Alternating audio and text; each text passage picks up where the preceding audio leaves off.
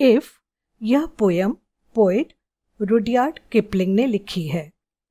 If word बहुत छोटा word है, परंतु इसमें पूरा सागर समाया हुआ है। कह सकते हैं कि गागर में सागर समाया है। इस कविता में एक पिता अपने बेटे को अच्छा और समझदार व्यक्ति बनने की सलाह देते हैं। अच्छा बनने के लिए जीवन के सूत्र या फॉर्मूला बताते हैं। पूरी कविता में यू और योर शब्दों का अधिक प्रयोग करते हैं और अंत में जाकर माय सन शब्दों का प्रयोग करते हैं।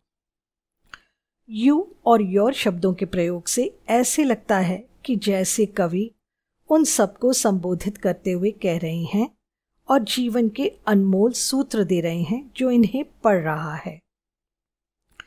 If you can keep your head when all about you are losing theirs and blaming it on you, कवि कहते हैं कि जिस प्रकार सिक्के के दो पहलू या साइड्स होते हैं, वैसे ही जीवन के भी दो पहलू होते हैं। हमारा जीवन सुख और दुख के बीच निरंतर झूलता रहता है। जीवन कभी स्थिर नहीं रहता। ऐसे में एक अच्छा व्यक्ति बनने के लिए पहला जीवन सूत्र है कि यू कीप योर हेड, अर्थात शांत रहें। आपको टेक्स्ट बुक भेजी गई है तो कविता के साइड में या मार्जिन में जो अर्थ लिखे हैं उन्हें पढ़ें। कीप योर हेड का अर्थ है नॉट टू गेट एंग्री। जब किसी अच्छे व्यक्ति के जीवन में बुरा समय चल रहा हो या परिस्थितियां विरोधी हो, लोग जब अपनी अच्छाइयां या मर्यादा का नियंत्रण खोकर आपको किसी घटना के लिए दोषी ठहरा रहे हों, अर्थात ब्लेमिंग इट ऑन यू, और क्रोध में आकर आपको बुरा भला कह रहे हों, अर्थात लूजिंग देयर्स। लूजिंग देयर्स का अर्थ है नियंत्रण खो देना। अब नियंत्रण खो देना, इन शब्दों में बहुत बड़ा अर्थ छुपा हुआ है। यहाँ पर हम संक्षिप्त में कह सकते हैं कि अपने सुंदर, मर्यादित, सद्व्यवहार पूर्ण आचरण पर नियंत्रण खोकर यदि लोग उग्र होकर क्रोध और बौखलाहट में आप पर दोषारोपण कर रहे हैं, अर्थात ब्लेम कर रहे हैं, तो आपको क्रोध का जवाब क्रोध से नहीं देना है। यह पहला जीवन सूत्र है। पूरी कविता में एक बैलेंस्ड या मॉडरेट एटीट्यूड, अर्थात व्यवहार को अपनाने के लिए कहा गया है। एक अच्छे व्यक्ति के लिए पहला जीवन सूत्र यही है कि वह बैलेंस्ड अर्थात संतुलित रहे। संतुलित रहने के लिए आग का जवाब आग से न देकर पानी से देना होगा, अर्थात क्रोध का जवाब शांति और धैर्य से देना होगा। तभी परिस्थितियां सुलझेंगी और व्यक्ति में अच्छाई का जीवन सूत्र जागेगा। If you can trust yourself when all men doubt you, but make allowance for their doubting too. यदि आपने अच्छी भावना और अच्छे उद्देश्य से काम किया है, तो आपका अपने ऊपर ट्रस्ट या विश्वास दृढ़ होना चाहिए। आप दूसरों के डाउट करने से घबराएं नहीं, अपना विश्वास खोएं नहीं, बल्कि दूसरों की सोच मेरे प्रति ऐसी क्यों है, इस पर भी विचार करें, अर्थात make allowance for their doubting too. आप टेक्स्ट बुक में पोयम खोलकर मार्जिन में दिए गए अर्थों को पढ़ें और समझें। आप स्वयं पर विश्वास न खोते हुए दूसरों की डाउटिंग का भी अंतर मन से विश्लेषण करें।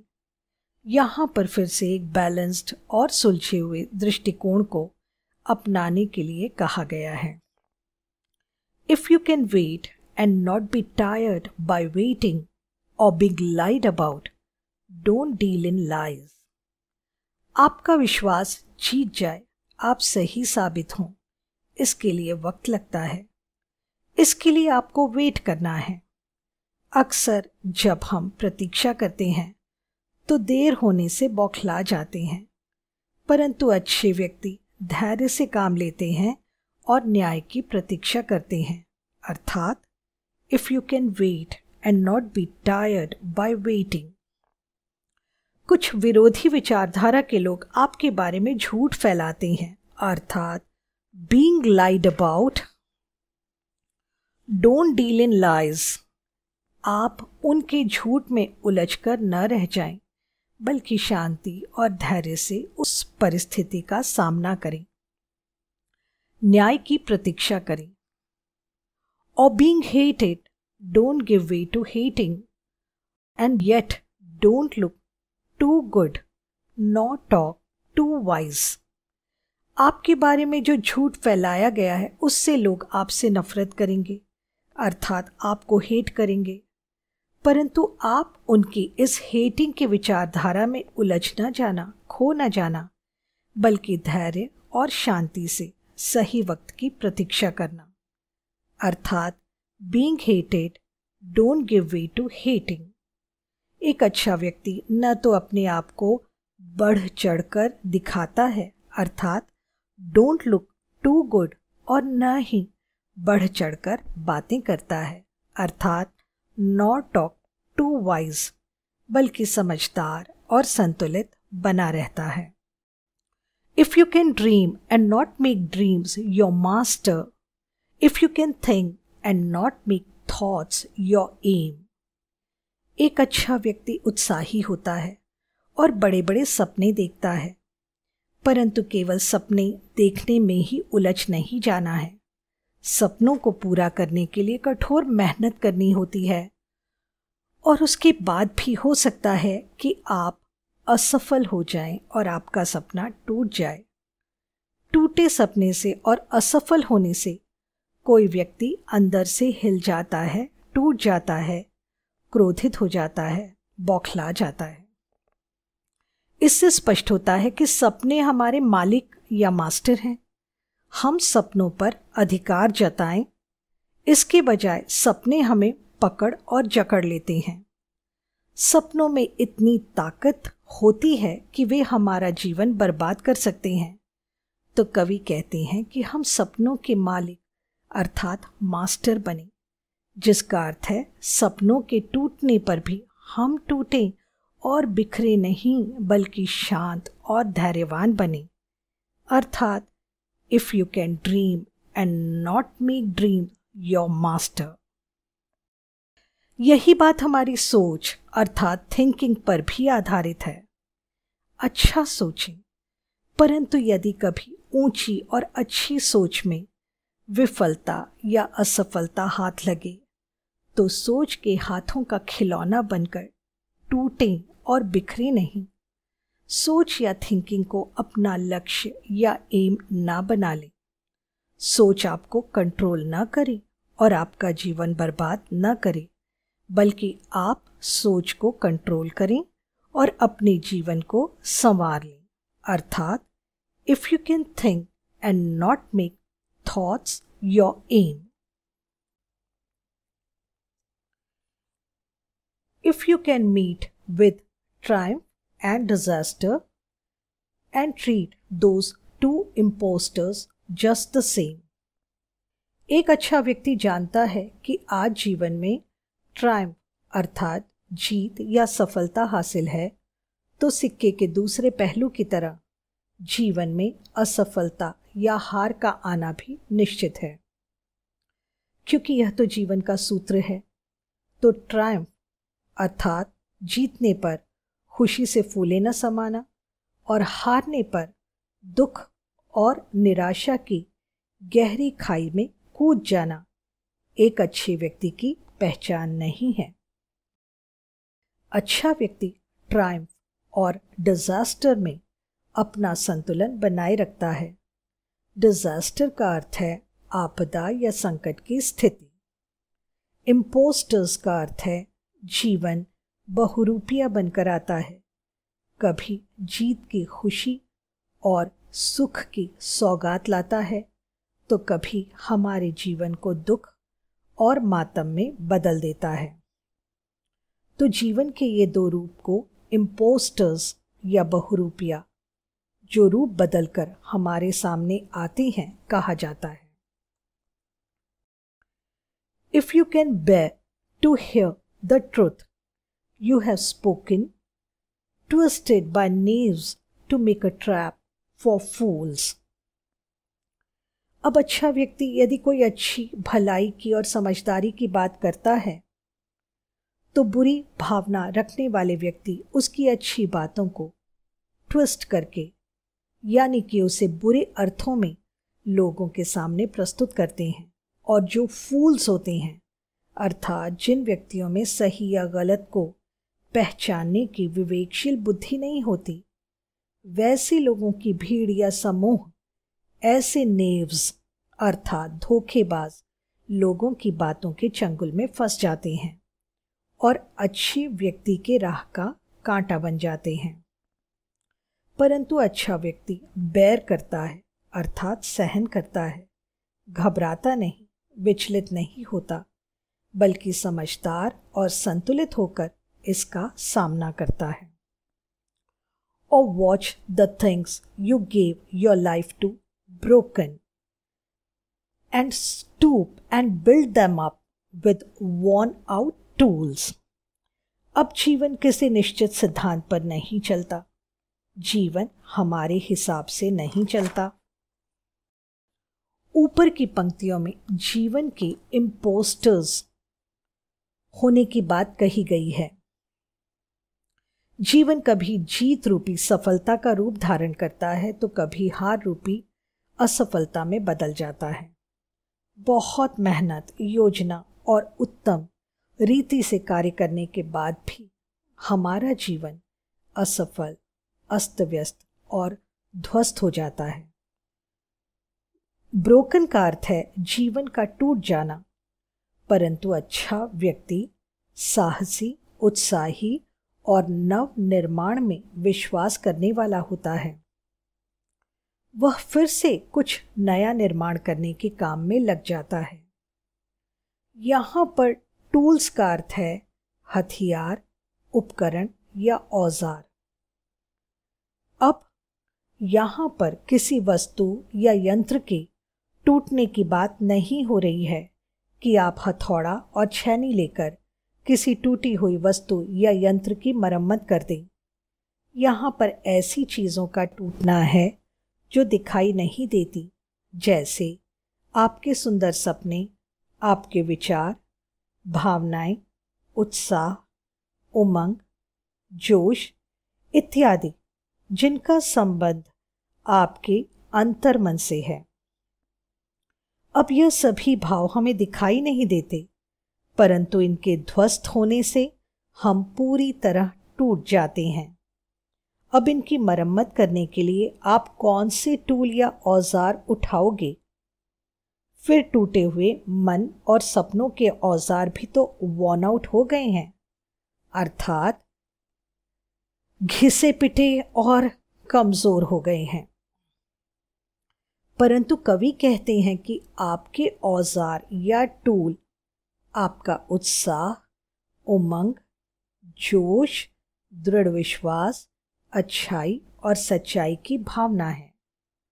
तो घनघोर नकारात्मक अर्थात नेगेटिव परिस्थितियां आने पर भी आप वॉर्न आउट अर्थात टूटे हुए मन के टूल या औजार से सशक्त और सकारात्मक अर्थात स्ट्रॉन्ग और पॉजिटिव सोच का निर्माण करें और फिर से स्टूप होकर अर्थात झुककर और औजार उठाकर नव निर्माण के कार्य में लग जाएं।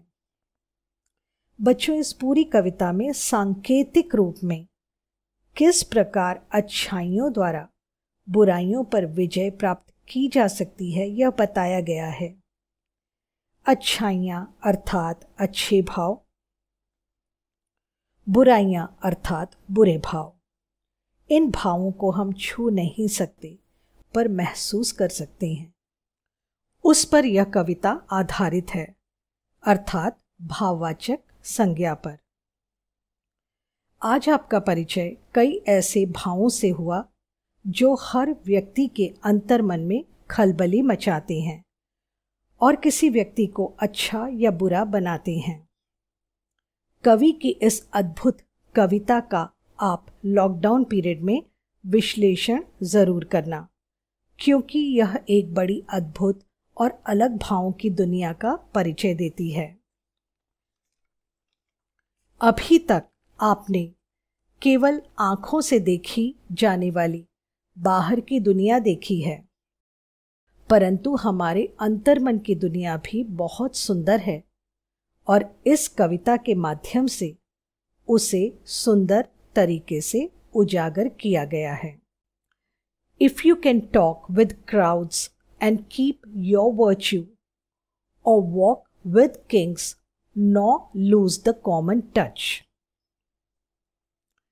एक संतुलित और समझदार व्यक्ति क्राउड्स अर्थात भीड़ में रहते हुए भी अपने संयमित और संतुलित व्यवहार अर्थात वर्च्यू को बनाए रखता है। वर्च्यू का अर्थ है अच्छे गुण। वही व्यक्ति भीड़ के विपरीत यदि बड़े व्यक्तियों या राजाओं के संपर्क में आता है तो अति उत्साह में प्रफुल्लित या उन्मादी नहीं बनता, बल्कि संतुलित और समझदार बना रहता है। If neither foes nor loving friends can hurt you, if all men count with you but none too much. एक संतुलित और समझदार व्यक्ति फ्रेंड्स अर्थात मित्र और फोज अर्थात दुश्मन के साथ एक संतुलित और सम्यक व्यवहार करता है, और मित्र तथा शत्रु एक अच्छे व्यक्ति का दिल से सम्मान करते हैं और उसे हर्ट करना या दुखी करने की भावना अपने मन में नहीं लाते।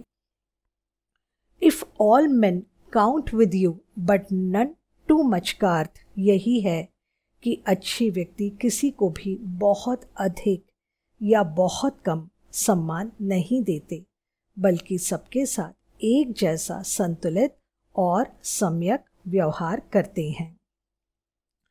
काउंट विद यू का अर्थ है सबको इक्वल समझना। If you can fill the unforgiving minute with 60 seconds worth of distance run. अच्छे व्यक्ति समय का सदुपयोग करते हैं, 1 मिनट भी नहीं गंवाते। यहाँ तक कि 1 मिनट में 60 सेकंड्स होते हैं, तो वे एक एक सेकंड का उपयोग करते हैं। यहाँ पर बच्चों कवि की इन पंक्तियों का आशय समझना है। इसका अर्थ यह नहीं कि वे खाते पीते, घूमते फिरते या आराम नहीं करते, बस दौड़ते ही रहते हैं, बल्कि जब काम करते हैं तो समय के सदुपयोग का ध्यान जरूर रखते हैं। Yours is the earth and everything that's on it, and which is more, you will be a man, my son. अंतिम पंक्तियां अधिक प्रभावशाली हैं। कवि कहते हैं कि कविता में लिखी सकारात्मक सोचें यदि आप में हैं या आप उसका पालन करते हो, तो यह पृथ्वी और पृथ्वी पर विद्यमान सभी सुखों के आप मालिक हो जाते हो, और उससे भी कहीं अधिक आप एक अच्छे मानव बन पाते हो। मानव शब्द में बहुत बड़ा सार निहित है। हम समझते हैं कि बड़ा व्यक्ति वह है जो अमीर है, सुंदर है, बहुत अच्छे नंबर लाता है, बड़ा मकान है और बहुत सारी बड़ी और कीमती वस्तुओं का मालिक है। परंतु यह सब बाहरी आंखों से दिखाई देने वाली बड़ी चीजें हैं। इनका महत्व उतना नहीं है जितना कि एक अच्छा मानव बनने का महत्व है। एक अच्छे मानव की दुनिया हमारे शरीर के भीतर के अंतर्मन से शुरू होती है। वह व्यक्ति बड़ा है जिसके पास धैर्य, साहस, सुबुद्धि, दया, विवेक, करुणा, प्रेम, ममता, वात्सल्य, सहानुभूति, त्याग, सेवा, समर्पण, संतुलन, समझदारी इत्यादि जैसी अद्वितीय भावों की संपत्ति है।